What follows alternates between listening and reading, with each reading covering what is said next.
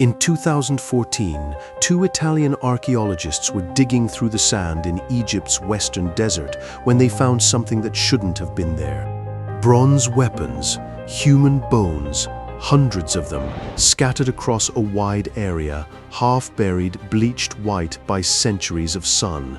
There were no graves, no markers, no evidence of a battle or a burial, just remains lying where they fell, as if whatever happened had happened so fast that no one survived to tell the story, and no one ever came back to bury the dead.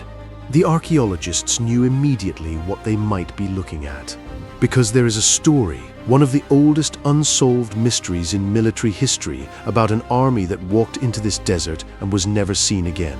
50,000 soldiers, trained, equipped, sent by one of the most powerful rulers in the ancient world, and then nothing. No survivors, no wreckage, no explanation that fully holds up. This is not a story with a clean ending. I want to be honest with you about that from the start.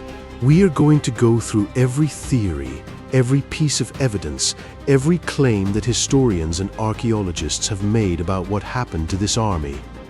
And at the end of this video, we are still going to be standing in the same place those Italian archaeologists stood, looking at bones in the sand and not entirely sure what put them there. Let's go back to 524 BC. Cambyses II was not a man who accepted limits. He was the son of Cyrus the Great, the founder of the Achaemenid Persian Empire. The man who built the largest empire the world had ever seen up to that point. Cambyses inherited that empire and immediately set about expanding it. He was driven, ruthless, and by most ancient accounts, increasingly unstable. In 525 BC, Cambyses invaded Egypt. Egypt was one of the great powers of the ancient world, a civilization that had existed for over 2,000 years, with massive armies and fortified cities. He defeated the Egyptian forces at the Battle of Pelusium, besieged and took Memphis, and forced Psamtik III to surrender. Psamtik survived for a time as a captive at the Persian court, but was later executed after being implicated in a conspiracy against his conqueror. But Cambyses didn't stop there. He wanted to extend Persian control further west, into territories that no empire had fully dominated. One of the targets on his list was the Oracle of Amun at Siwa, a famous temple deep in the Libyan desert, roughly 500 kilometers west of the Nile. The Oracle at Siwa was one of the most respected in the ancient world. People traveled from across the Mediterranean to consult it. Alexander the Great would visit it himself nearly 200 years later. For Cambyses, a famous oracle that had not recognized his authority was a political problem. Some sources suggest it had even declared him illegitimate. He gathered 50,000 soldiers. That's the number Herodotus gives us, and we'll come back to how much we can trust that figure. These were not conscripts or militia. These were trained Persian and allied troops, veterans of the Egyptian campaign, equipped and provisioned for a desert march. He sent them west from Thebes, into the desert towards Siwa, and then they disappeared. The army left. It never arrived. No word came back. No survivors returned to explain what had happened. 50,000 people walked into the sand and ceased to exist as far as the historical record is concerned. 50,000 people.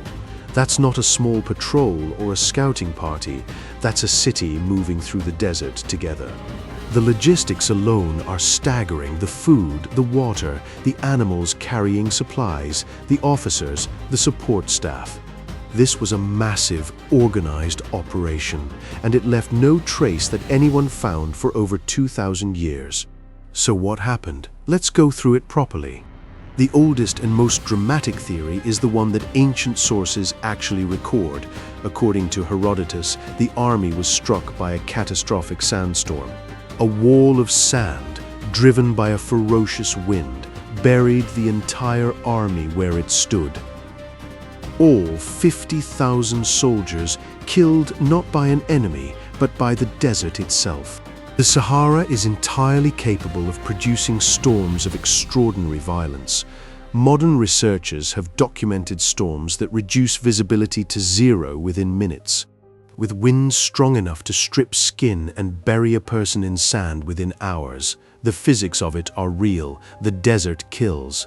But Herodotus was not a witness. He was writing from accounts passed down over decades.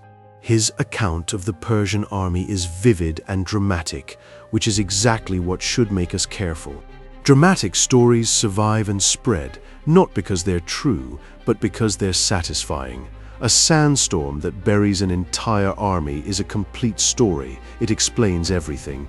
And remember, this is the same Herodotus whose figure of 50,000 we were already treating with caution. If we're skeptical of his numbers, we should apply that same skepticism to his explanation. More importantly, the physical evidence doesn't support a single catastrophic burial. If 50,000 people were buried by one massive storm, the remains would be concentrated, layered. What the 2014 expedition found was scattered, spread over a wide area. That pattern is more consistent with people dying over time and in different locations than with a single event burying everyone at once. That doesn't prove the sandstorm theory is wrong. It means the evidence we have doesn't confirm it. Let's talk about the water. The route from Thebes to Siwa crosses hundreds of kilometers of terrain where water sources are scarce, unpredictable, and often separated by stretches that take multiple days to cross. Some researchers have proposed that the army simply ran out of water, that the supply calculations were wrong, or the wells they were counting on had dried up. In this version, there's no single moment of catastrophe, just a slow, grinding collapse. The animals die first, then the men at the back of the column who are getting the least water. Then the column stretches, breaks apart, and people start making individual decisions that make things worse. Some turn back, some push forward. None of them make it. This theory is plausible. Desert campaigning was extraordinarily difficult, even for experienced armies with good intelligence about the terrain. There's no particular reason to believe Cambyses had reliable maps or detailed knowledge of the water sources between Thebes and Siwa. But this theory has a problem that's hard to dismiss. It doesn't explain the silence. If the army collapsed over days or weeks, some people would have turned back early enough to survive and returned to the Nile with news of what was happening. The complete absence of any survivor account is harder to explain with a gradual collapse than with something that happened quickly and completely. Unless, of course, the survivors did come back and were silenced. This is the theory that makes historians the most uncomfortable because it requires us to think carefully about Cambyses himself. Ancient sources describe a man who had his own brother killed, who desecrated Egyptian temples, who executed advisors seemingly on impulse. Greek sources describe him as mad. Persian sources suggest a man who was ruthless and paranoid. People in his orbit were not safe. What if the army reached a point of crisis and mutinied? Or what if the officers, facing the impossibility of the mission, decided to turn back and construct a story? In either scenario, you would have survivors returning to Egypt with something to hide.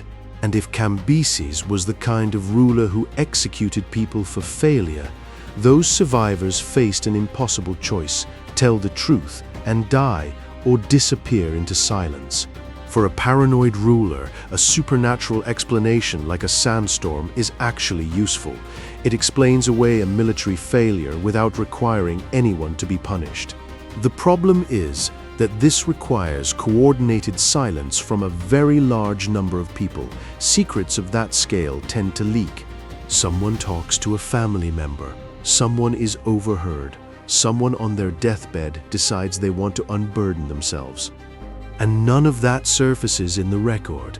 Though, of course, how would we know if the survivors scattered and kept quiet? The silence itself is exactly what we would expect. Sometimes the absence of a record tells you more about the cost of speaking than about whether something happened. Cambyses died in 522 BC, under circumstances that are themselves disputed. Some sources say he accidentally wounded himself with his own sword while mounting his horse. After his death, the Persian Empire went through a period of intense internal conflict. A man named Darius seized power. The famous Behistun inscription tells us a great deal about how Darius wanted this period remembered, carved into a cliff face.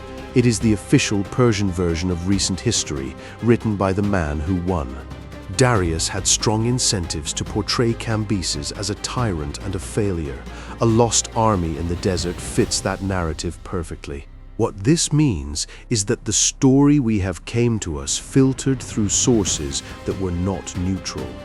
The story of 50,000 soldiers vanishing in a sandstorm is useful to multiple parties for multiple reasons. That doesn't make it false, but it means we should hold it carefully.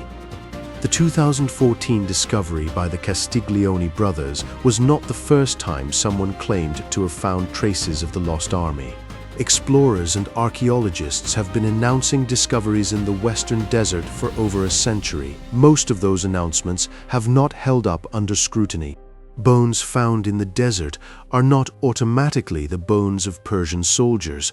The western desert saw traffic from many different peoples across many different centuries. The Castiglione brothers found bronze weapons and decorated silver objects consistent with Persian military equipment from the late 6th century BC. But the site was never formally excavated. The Egyptian archaeological authorities and the discovery team disagreed about access and methodology. The full investigation that would be needed to say anything definitive has not taken place. What we have is tantalizing, suggestive, possible, but not proven.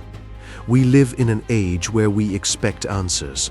We have satellites and ground-penetrating radar and DNA sequencing.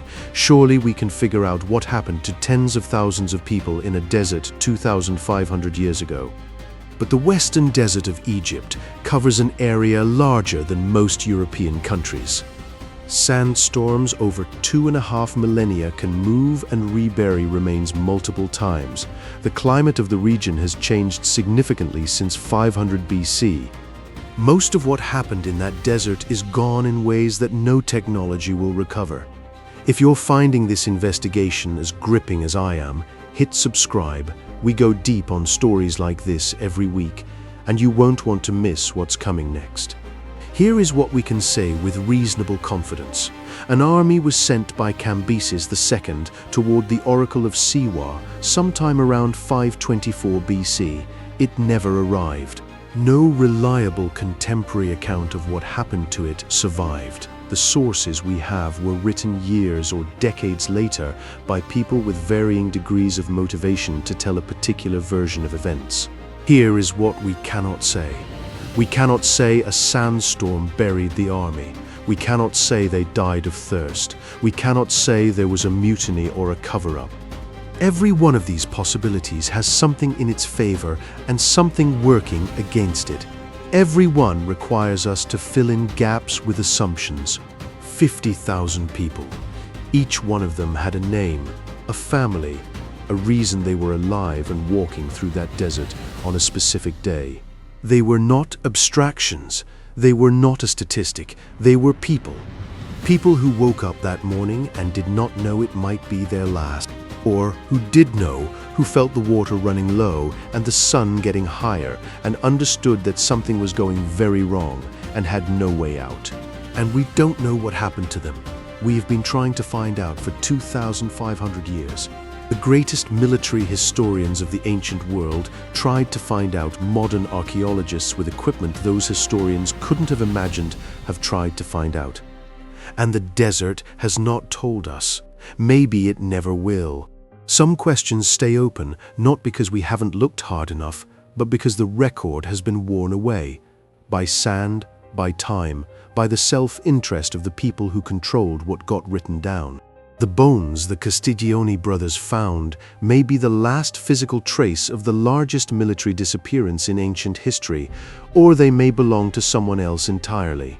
We don't know, And I think the honest thing, the thing that actually respects these people, is to say that plainly, rather than to dress up a theory as a conclusion. What do you think happened? I'm genuinely curious. Tell me your theory. Tell me what you think the record is hiding. I read everything. And if this kind of investigation is what you come here for, make sure you're subscribed and have the bell turned on. Because next time we are going deep into a story that is, if anything, even harder to explain than this one. Place that was built by people who shouldn't have been able to build it, using methods we still haven't fully replicated, for reasons the archaeological record has never resolved. It's the kind of story where the more you learn, the less certain you become, which is exactly where the most interesting history lives.